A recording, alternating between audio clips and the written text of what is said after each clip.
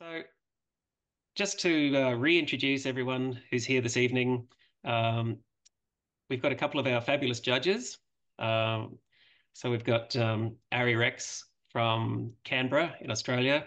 Ari is an awesome Astro Landscape photographer, and we welcome him. And um, Ari has got some insights to share tonight on the world of Astro Landscape. So, thank you, Ari. Um, It's a pleasure. We had momentarily ago Marco Lorenzi, but I think he's hopping out of his cab and hopping back onto his desktop in a moment. Marco is another one of our fabulous judges. He's going to be looking after the solar system category, and he's a very accomplished deep space and solar system imager based in Singapore. So we'll get some thoughts on deep space and solar from Marco as well. And of course, we've got some highly award-winning astrophotographers in the group here tonight. I'd also like to introduce you briefly to John Rutter. Say good day, John. Hello, good evening. John's a very skilled, what we would call probably panoramic wide field astro landscape photographer. John entered the Australian Photographic Prize Astrophotography competition last year and did very well with a whole bunch of finalists, beautiful images. We've actually invited John to give a presentation following the live judging on September the 13th. Um, and that'll be 10:30, 11 o'clock in the morning, Australian time. And John's going to share a little bit about what he does and how he does it and all that magic. Do you want to share a little bit of your thoughts there, John, now while we've got you? Yeah, sure. So, yeah, I'm John. Hello. And yeah, I'm from the beautiful Upper Hunter region of New South Wales.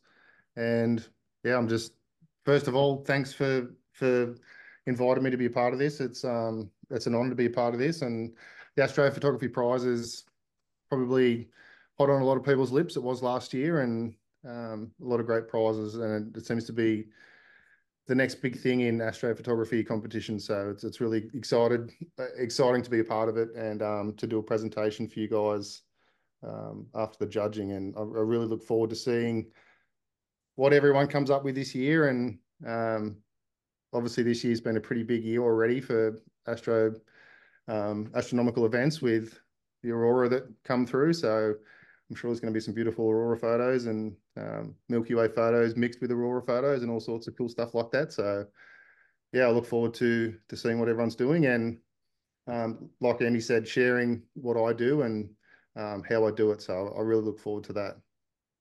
Thanks so much, John. We're really looking forward to having your presentation there, and feel free at some point this evening if you want to jump in and share a couple of thoughts on the world of wide field astro when we come up to that little bit in the presentation.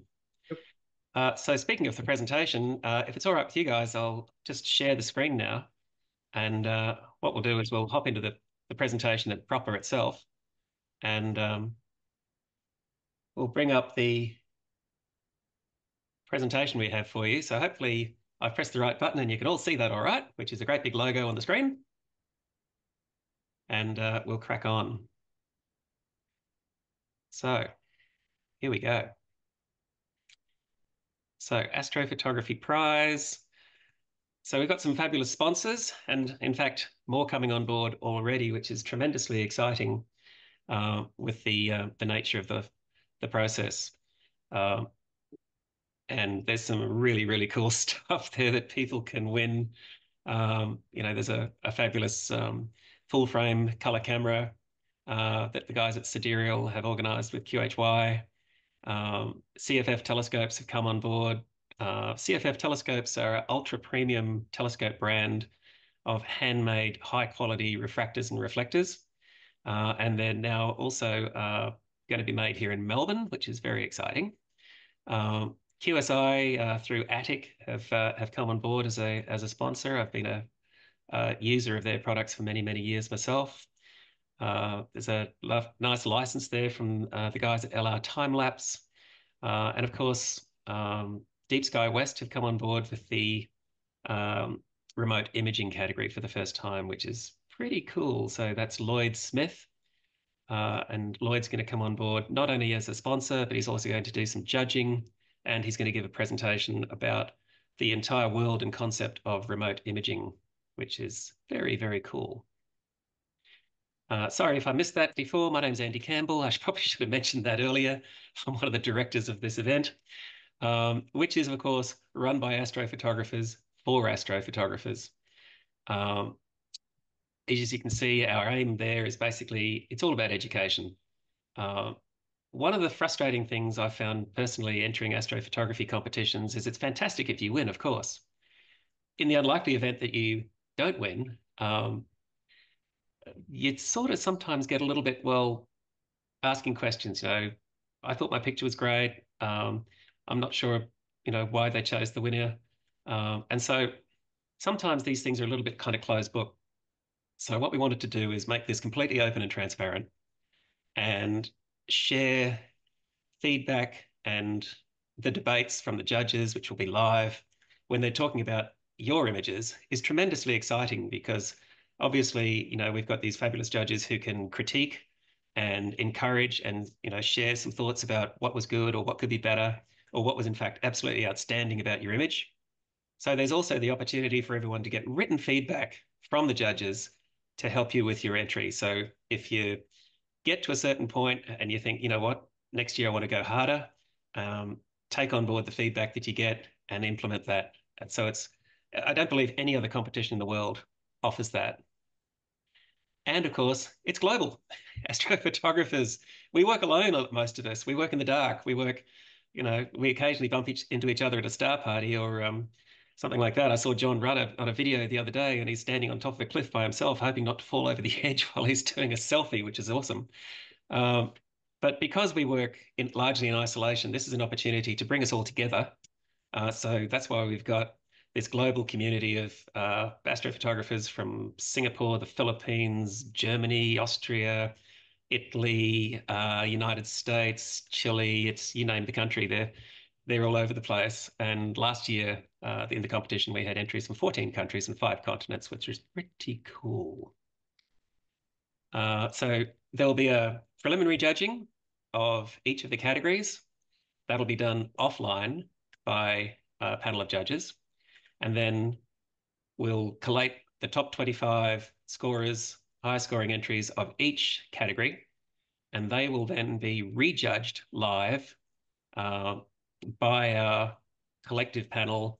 So we'll have, for example, in deep space, we'll have Diego and Tanya, who's an astrophysicist, Dr. Tanya, actual astrophysicist. That's really cool. And for example, we'll have Wolfgang, and Wolfgang, poor old Wolfgang, he's going to be doing this at 1 o'clock in the morning because that's what the time it'll be in Austria when he beams in for that one. But that's the nice thing, he said, doesn't matter. I'm an astrophotographer. I'm up anyway. I'm happy to join it. So this is pretty awesome. So there'll be 4 separate live streams coming up on the 13th and 14th, Australian time in the morning and the evening. We'll put all those times out for you so you know when to tune in. And each session should go for about 2 hours. Each session will then be followed by a presentation on that subject from one of our astrophotography experts in that field. So here are your categories. So deep space, of course, is, well, that needs no introduction because obviously a lot of us do this magic thing. And these are the sorts of things that we would expect to see in deep space. So lots of really cool stuff there for us to see. We've got solar system as a new category this year, which is literally everything within our sun's orbit. I'm expecting to see a lot of solar eclipses this year after the event at Exmouth. And of course, the great American ones and all those sorts of things. Got some fantastic planetary imaging that we'd like to view. And I think it's going to be really exciting to see what people have got. And of course, there's cometary imaging, which is a fabulous thing. Astro Landscape. Harry, this is your baby. Astro Landscape is, of course, what we would largely call wide field. So it's anything that has a Milky Way, a night sky, and a terrestrial foreground. So John and Ari are both here this evening, and perhaps they can show a little bit of their work for you later. And remote imaging. This is new. So we realize there are a whole bunch of people all around the world who perhaps live in places that maybe are not so great for doing this kind of work. What that largely means is that we're no longer limited by our night sky. For example, I'm in Burwood, Melbourne, which is Bortle 6. So I can hook into a telescope in New Mexico or in Chile and have perfect Bortle 1 skies literally at my fingertips and set up my shot, download the information, and obviously pay a subscription for that. So we realize that there's a lot of skill not only involved in the capture of these amazing images, but also the processing. So for the first time, we thought, well, let's recognize that. Let's bring that side of the community together, and let's welcome the remote imagers on board with the work that they do. So that's cool. So, gentlemen, Astro Landscape category. We have a little bit of a range of, I guess, some of the sorts of images that you might see here. So, Ari, would you mind jumping in for a moment, please? Being resident expert on this, and in fact, a lot of these are your images. Could you share a little Yeah, bit of this your from thoughts last about year. what makes a great astro landscape image? Hi, Andy.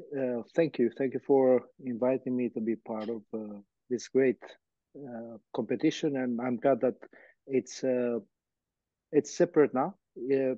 Astrophotography, I think it's pretty strong and be probably the best astrophotography competition. For astro landscape photography, it's as the word says it, and anything that involves a night sky with a landscape with earthy landscape in front that can be classified as astro landscape or nightscape as they call it. In my opinion, it's obviously a combination of a great picture of the sky with an interesting foreground subject. Now, to achieve a great image of a night sky, many people think that, obviously going to a darker sky, you would have better quality of a night sky, but it's not just that. Sometimes, you can make the picture work also with a bit of light pollution. It is the way the photographer uses anything that is available to create an image with an interesting foreground and how it wraps it up together at the end to create a great picture that can speak for itself. To capture the night sky, it's obviously, with techniques and great gear and, you can achieve a great result to capture the night sky, but how important is actually the foreground in the picture and the subject in the foreground, what you choose for a foreground and how you light it. The way you light it, the foreground, the way you capture the sky and how you bring the whole picture together and the last part of it, the editing, it is very easy to go with the sliders on the right side. They can go up to 100 and you get this, craziness of colors and everything, which they are great and stuff, but a balance between something that it's not overdone, something that makes you really wonder exactly what we all feel when we are out there by ourselves. So Fantastic, Harry. Can I just yeah. jump in quickly and ask, is this all a result of lots of planning, or do you just kind of wing it when you get out there? Yeah, 100%. Planning is crucial on this type of photography. It's from planning to execution to editing. So these are the three main stages. I suggest, people, many of everyone that does it for a while, they know that planning, it's hard to do it at night. At night you do the capturing. During the day you go and scout. You actually spend more time during the day where you find those interesting subjects because you can see during the day. At night you can't see nothing at night. Right. Thanks so much, Ari. We'll move on to the next category, if that's all right now. Appreciate your insights there. Deep space. Deep space category. Obviously dear to my own heart because I'm a bit of a deep space guru, hardly a guru, guy. Um, very much enjoy, the crazy stuff that's out there, and I'm just amazed that what we can do now with our telescopes and our cameras is the quality is so much better than what I grew up with in textbooks from huge observatories in Mount Palomar, and it's just extraordinary, the technology that's available to us and the resources. I was just chatting with John yesterday about YouTube University and all the sorts of things we can learn there, which is fabulous. And this whole community is so good in sharing in astrophotography on all the forums. We have one in Australia, Ice and Space. There's Astrobin globally. This is essentially images taken through a telescope.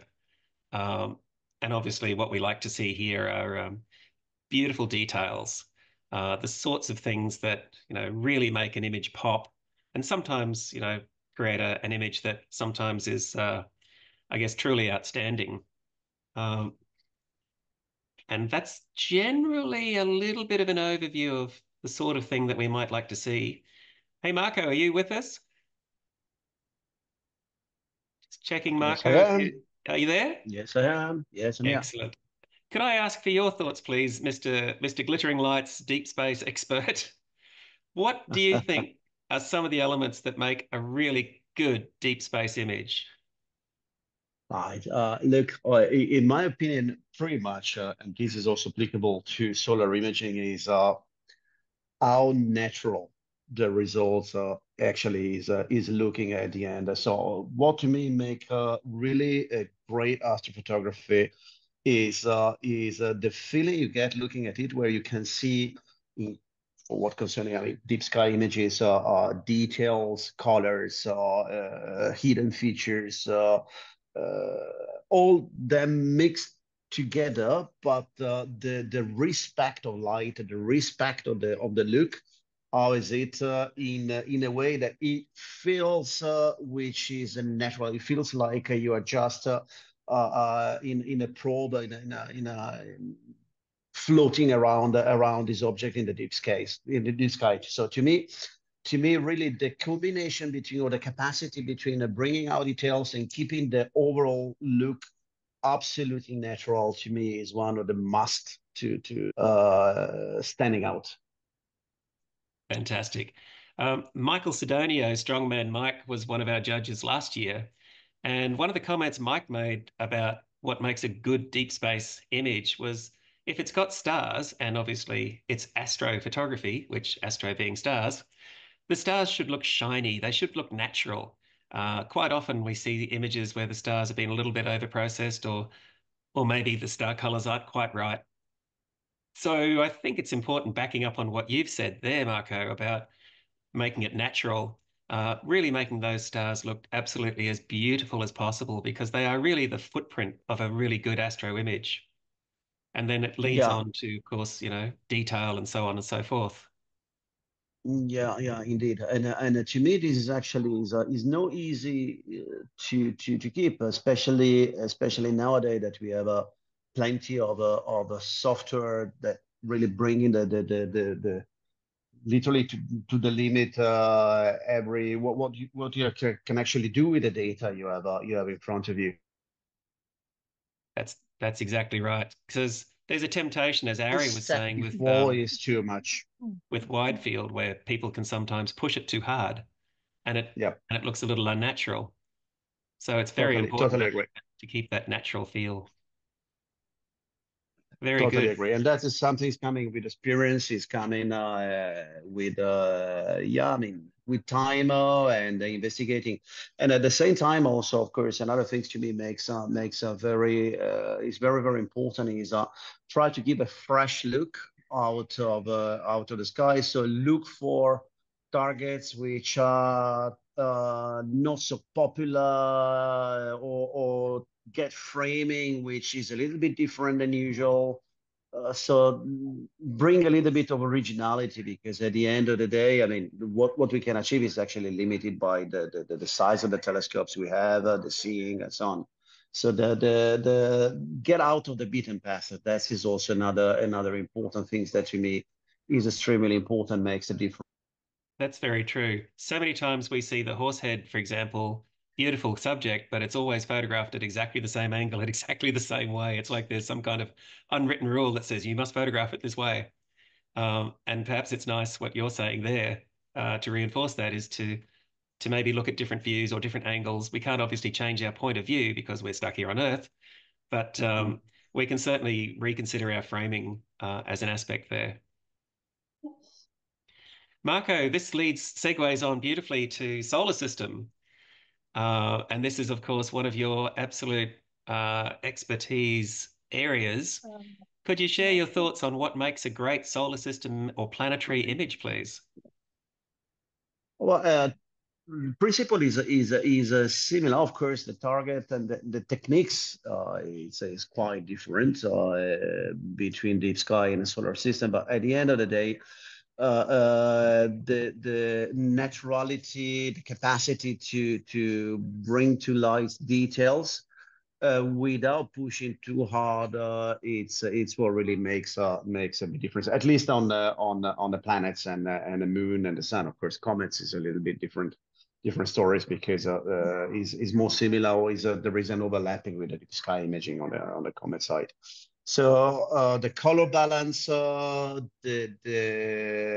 determination to look or to highlight details, or maybe to the capacity or sometimes the luck to imagine during particular moments where, for example, you have a phenomenon like, mutual satellite eclipses or occultations, these kind of things. So bring kind of a particularity to an image, bring out the details, and again, keep it natural, keep it with the same feeling like you are looking through an eyepiece with your eye, and a very, very close to the planet, but don't bring these artificial look that sorry to say, I see way too often in many images.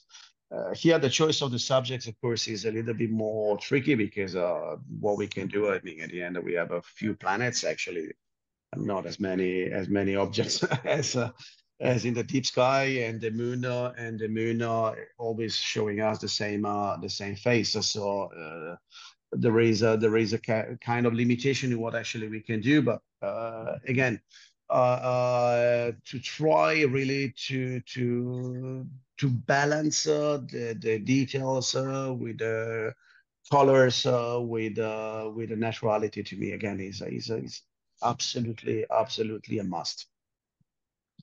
Extraordinary. So just to help maybe some of the other folks in the audience out, Marco, a little bit about the requirements of planetary imaging. For example, AI is becoming very strong in deep sky image processing as a part of, I guess, almost workflow with some of the exterminator software that's available. That AI software is used very often, or in there is a solar system. Well, that's, I believe, is a very sensitive topic. Yeah, and to me, I mean, that is also one of the nightmares we are living nowadays, because there is too much of these EI coming into the processing, which is at the end adding details, especially now on the planetaries, or artificially creating details that are not actually there. So this is, to me, somewhat everybody need to be extremely careful. So I am familiar with some of the softwares. I don't particularly like it. There are other solutions or other techniques which are actually much more effective if you want really to push the limit. Or you can do also planetary imaging, for example, the convolution with the real stars. I was explaining that one on my website not long ago, and so on. So that is to me one of the things that are quite easy to spot, especially if you have a trained eye. So some details on the planets are not matching with the overall resolution, so you can actually quite easily see what is true or what is real, what is actually being added artificially. And to me, this is something that needs to be absolutely avoided. So that is I don't know if it is clear. I'm completely against all this type of usual software like Topaz or similar softwares that are really, I believe, is a very bad habit. I see more and more of this. So, Marco, I understand that there are a number of specialized planetary images, such as yourself, subscribe to various conventions. I think Alpo was one of them, and I think there's a couple of others where Yep. essentially no AI is allowed whatsoever. So would you recommend to the entrants who are producing images from the solar system to avoid AI, or just be really careful with it if you're going to use it? To me, if I actually have to say my own opinion, I would actually avoid AI at all completely, unless or especially in the beginning. When you are very expert, you may use but it must be very careful and with an extreme attention not to add or to modify existing details. So to me, that is my recommendation. Problem is nowadays is in our hobby and in many other hobby as well, because it's unfortunately a trend everywhere. We live in a society where actually there is a very strong push to the image to appear, to shock, to create something which is more impacting. So there is a very strong temptation on a lot of people to abuse of the tools. So All right. that's I believe is one of the issue we have. But I would actually recommend not to use any AI because I don't see advantages or real advantages on the planetary. EI in a deep sky like you're using on some of the tools on a Pixie site. In fact, they can be again for beautiful pictures and not for scientific user. Can be a little bit maybe different considered because they are mostly impacting, for example, the shape of the star, but they are relying on actual deconvolution techniques. So I would say there is at least in principle, less artificial or less misinformation added to the actual data we are processing. Thanks, Marco. You heard it there first, folks. Marco is obviously going to be one of the judges of the solar system category. So use AI at your own risk or discretion, if that's the case. That's specifically on solar. We're going to move on now, guys, if that's all right. Thank you so much, Marco, for your input there. That's very valuable. I just wanted to touch a little bit on remote imaging, which is our new category this year. Brought to you by the guys at Deep Sky West. This is Deep Sky West. This is what a remote imaging facility looks like. So if you have a telescope and you want to park it under pristine skies, in this case in New Mexico, that's what it looks like. There are facilities around the world in Chile and various parts of Europe where similar facilities are there, and some of these systems are for rent. So you don't have to necessarily go out and purchase a plane wave and an astrophysics mount and everything else. You can subscribe to these services where everything is essentially built and fine-tuned and beautifully calibrated. So then you literally subscribe and tell the telescope where you want it to go and start capturing images for you. This is kind of exciting in terms of making astrophotography available to more people around the world. who maybe just don't have access to a decent sky. So it's something that we just wanted to encourage and bring on board. Lloyd's going to join us, as I said, Lloyd Smith, who's the owner of this facility. He'll be doing he'll be on the judging panel. He'll be giving a presentation about remote imaging. And it's really kind of exciting just what those amazing facilities can do where, we have Marcel, for example, Marcel Dreschler, who's one of our deep space judges who uses a remote telescope in Chile, and he's discovered over 100 deep space objects out there, which is absolutely extraordinary. Because obviously, when you've got one of these systems, you can program it and run hundreds of hours to shoot the very faintest objects that sometimes haven't been seen or discovered. So we're really looking forward to seeing what comes out of that. And of course, yeah, nice toys. Alrighty. Just on the judges, obviously we've heard from Ari and Marco tonight, but you can see some of the other luminaries that we have invited and are participating. Damien Peach and Christopher Go are both highly regarded planetary photographers. Wolfgang and Marcel are deep space specialists, as is Diogo and Bray Falls. Peter Eastway is a landscape photographer, and he has judged with me in the Australian Professional Photography of the Year Awards for the past 25 or 30 years. He's a grandmaster, and his insights are extraordinary, and the way he sees images and debates images and fine-tunes the merits of them. He's a really good judge, and we're delighted to have him on board. Rogelio, I hope I pronounced that correctly. Rogelio is highly accomplished in both deep space and astro landscape. I think he's got more APODs than anyone on the planet. I think it's something like 60 or 70 of them. So we're amazed and delighted that Rogelio is going to join us there. I think that's everyone that I've just touched on. And of course, Dr. Tanya Hill, who joined us last year. Dr. Tanya is an astrophysicist.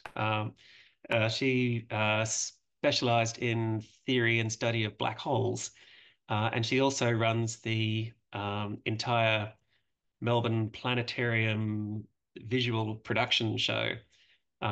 So she's a great communicator, and I love her insights into what it is that we're actually photographing and some of the sort of physics and the phenomena behind it. So it's very cool having Dr. Tanya on board. So that's exciting. So why would you enter the Astrophotography Prize? Well, we've already touched on the chance to get feedback for your images. We know it's not necessarily always about winning, but getting the feedback is how we go to the next level. So for example, if you score an image that gets a 79 one year and the following year you think, you know what, I'm really going to push myself. I want to get into that next scoring range. So maybe that's where you challenge yourself and you re-enter just to sort of raise your own game. And of course, with the education and the feedback, you've got every opportunity to do that. I've already mentioned that the images will be rejudged live, the top 25 of each category. And that's a debate process. So if you want to jump on board the website, you can see some of the replays there from last year. And it's very exciting because all the judges see the images fresh. They'll all have them in high resolution on their own monitors. They can zoom in and pixel peep and do all that sort of stuff. But basically, they'll be asked to give each image a score out of 100. And we then average out that score, and then we announce the score. Now, that's not necessarily final, because if one judge is 5 points away from everyone else, that average, so for example, if the image score is 82 and one judge thinks, no, that's a 94, maybe that judge has seen something that everyone else has missed, or maybe that judge just thinks this is so passionately this most amazing image of M42 they've ever seen, then we're going to start a debate process. And that judge is then going to talk about the image. We'll then hear from one of the lower scoring judges to find out maybe what they didn't see or if there was something they perhaps missed. We may then go to a third judge to see, well, what do you think? And then we'll effectively rescore the image. And that's where it gets really exciting. So tune in for that, because it's really, really fun.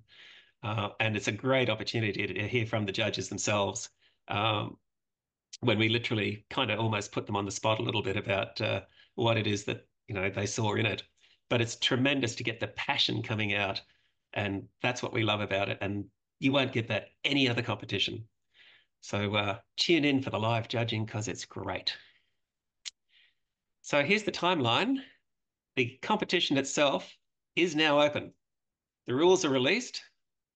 You can jump on the website, and you can enter. So September the 1st, we're closing off the entries. Then we'll be having the online judging component, which will be online but off screen. So that will be behind closed doors while we collate through all the imagery, and each judge will be scoring independently. We'll average out the scores of the 3 judges on each image. And then the top 25 will go to live judging on the September and 13th and 14th. So that's how it physically works. Okay. We this year are going to be giving you digital badges, which is very cool. So you can get a gold, silver, or highly commended. And that way, what that basically means is if your image scores as a final result 90 or above, it'll be a gold award. You'll get a nice little plaque that you can superimpose over your images and put them on your websites and print them out and hang them on the wall. And it'll look something like this one here from 2022. If your image scores above 80 and up to 89, you'll get a silver award. And if your image is between 75 and 79, it will be highly commended. So that's pretty cool. So you can all call yourself award-winning photographers if you get that far. But I got to tell you, gold awards are pretty hard one. It's exciting when it happens, but the quality of the entries last year that we had a lot of 90s. So it was great. How to enter. All right. So we've written completely new software for this. I've got to thank Daniel, who's on board here tonight. Say good day, Daniel. Well, hello, everyone.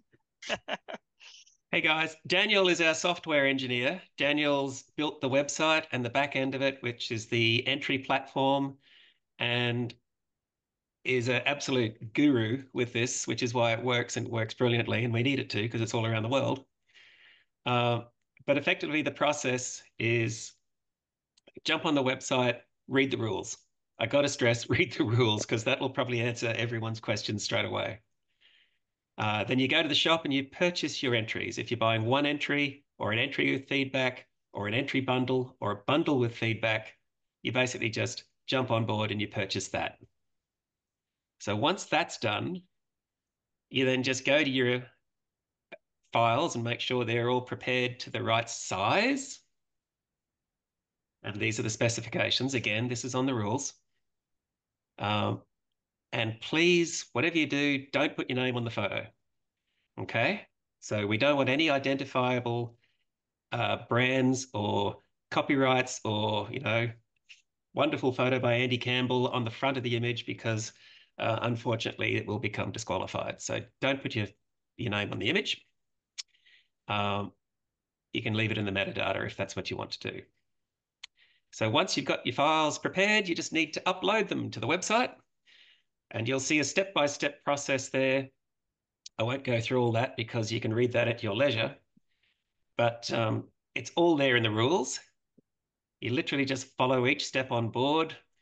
You obviously need to let us know a little bit about the image itself in terms of what you used, what equipment, where you took it, how much time was involved.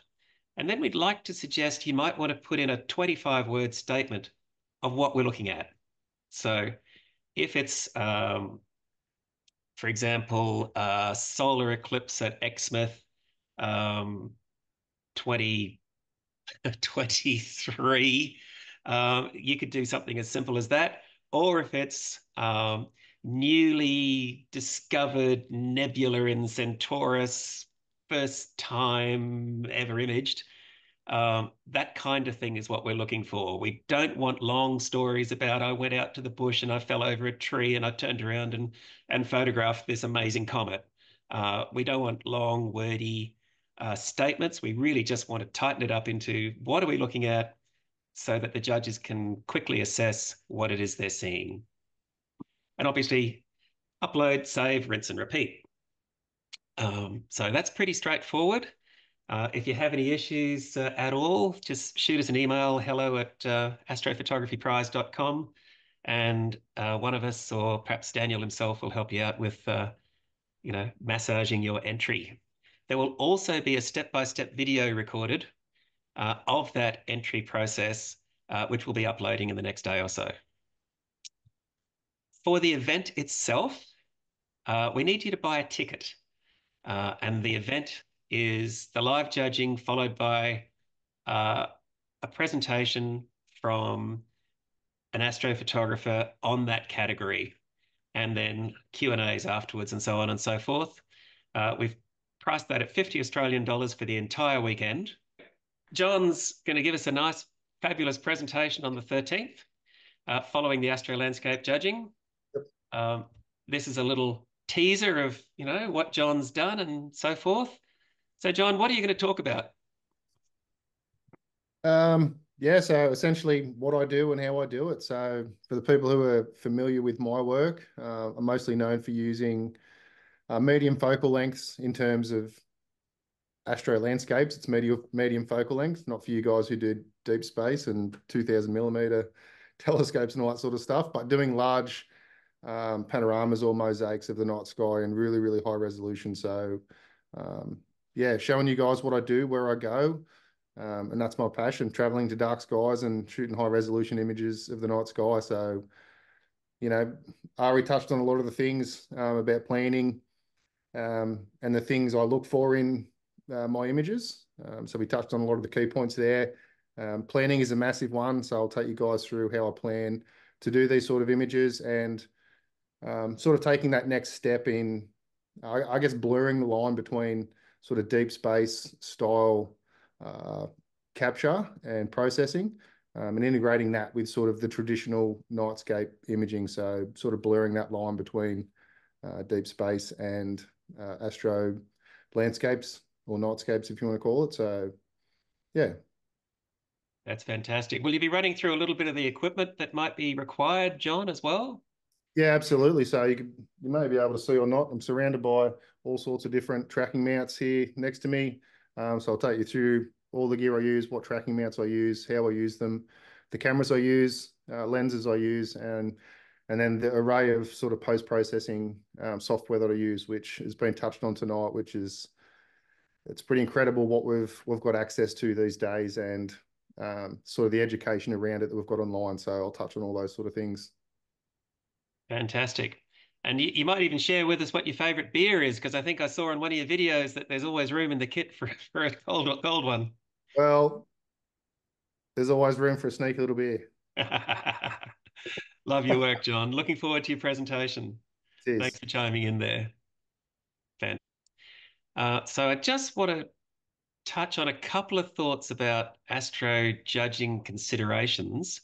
And I don't want to go too long into this because I want to try and keep this to within the hour, if that's all right. But effectively, we've already talked about, and this covers all the areas. This covers the solar, the wide field, the deep space, and remote.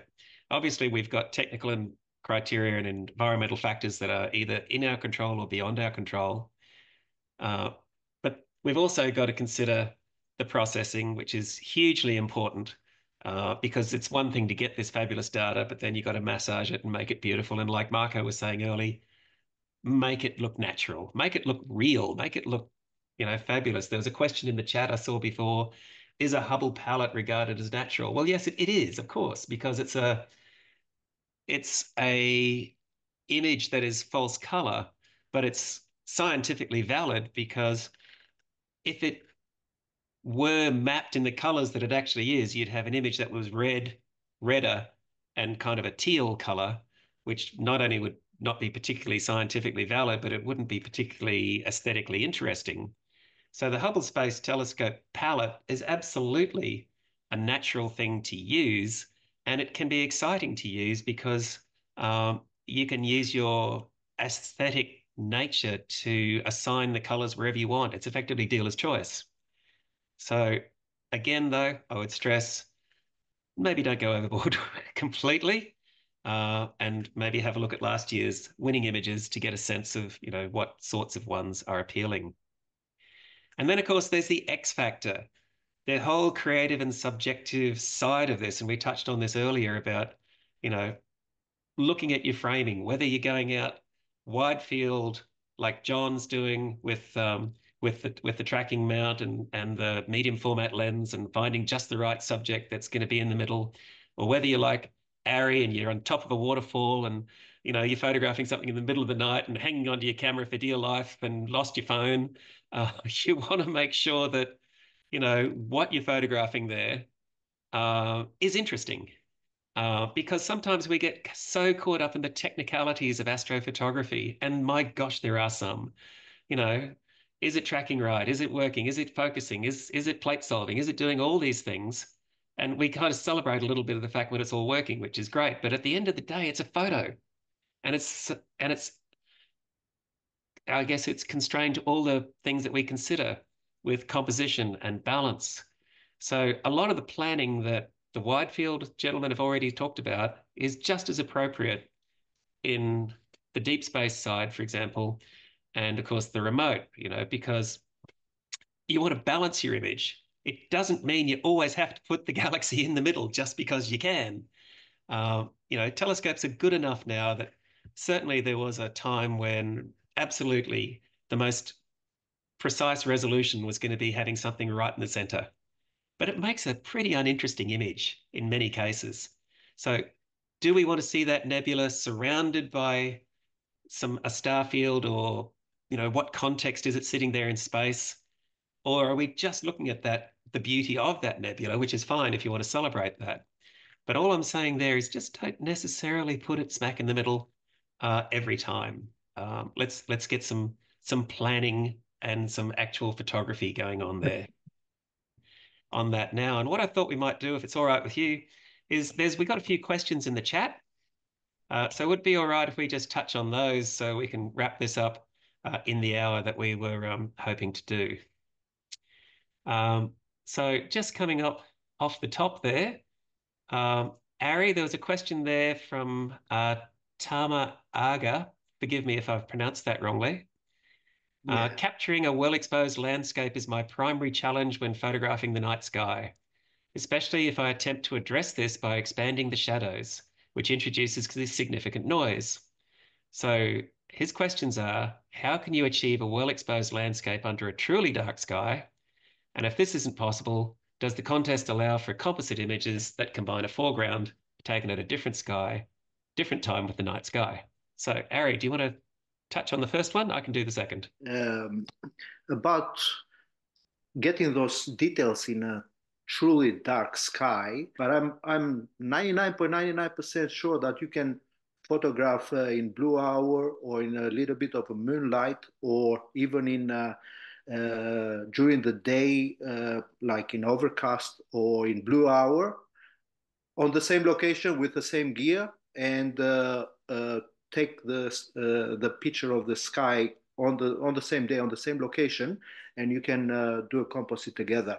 A good detail of the shadows on a truly night sky, obviously by extending the exposure, two different exposures of one of the foreground and one of the and then different picture of the sky. That's the only way to do that without the moon, obviously, because the dark areas further away, you can't light them up. The only way you can extend exposure, or obviously, so.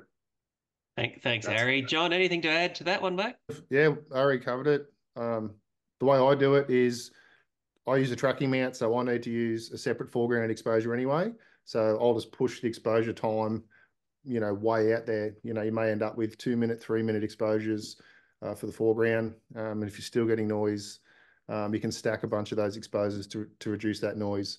Like Ari touched on, just be careful when you're doing any sort of composites. You can sort of get caught up with colors. So colors become a lot challenging. There's really no substitute for shooting the foreground in the true dark, because it's a true representation of the colors of the foreground. So just be careful with that one if you decide to do a blue hour blend. Fantastic. Thanks, John. And just the second part of the question about composite images, as it says in the category description on the website, composite images are eligible for entry, provided that all elements of the photograph, i.e. the sky in the foreground, were shot in the same location with the same camera and lens. So sometimes, occasionally people will put in a ultra wide, super duper wide sky on a foreground that's obviously shot with a much tighter lens, and it just looks unnatural. So that's why we've suggested don't do that. There was another question here. That was from Ferrante about remote imaging category with your own equipment hosted at a remote site, or just images taken with rental systems. If it's your own equipment, we'd suggest you put your image in deep space. All right. Effectively, even if your own equipment is hosted at a remote site, that's fine, but put it in deep space. If you're renting from a commercial service, then that's where you go to remote imaging. I hope that covers that one. We had some entrants last year, Ferrante, with exactly their telescopes based in Chile, and they were in deep space and looked great. But just remember that having your own telescope in Chile or New Mexico doesn't necessarily give you a complete winning advantage. For example, last year's winner was an image in deep space taken under a Bortles 6 sky here in Melbourne City with modest equipment by a guy called Steve Boddy. So it's not necessarily about the equipment or the location, it's about what you do with it. And I guess the X factor behind that. So anyone who thinks, oh, I can't compete with someone who's got their own telescope, based in a remote observatory under a Bortle 1 sky, I'd say to you, give it a go, because the precedent has been set. Hey, Daniel, there's a question about naming format. This is from Francis. Well, Francis has suggested that if two photographs are entered into different categories, and the first one is titled Image 1, and then the second photograph in the different category, Image 1 or 2, what do you think would be the most logical process for Francis? I'd probably go Image 2, just so that you can say, oh, it's the third image I've entered, it's in this, and then it's in this category. From the software perspective, it doesn't really mind Okay. what number you put on it. All righty. Who's excited? So we certainly look forward to your entries. So keep an eye on the news and the websites and the socials. If you haven't liked the Facebook page, go like the Facebook page. Join us on Instagram, and we can't wait to see your amazing images and celebrate worldwide astrophotography as part of this global community. So I'd just like to thank our judges tonight, Marco and Ari for joining in. I'd like to thank John for all your contributions there, and really looking forward to your presentation there. Thanks, Daniel, for keeping everything on track, and any glitches that come up, we'll look forward to you helping anyone that needs it if required.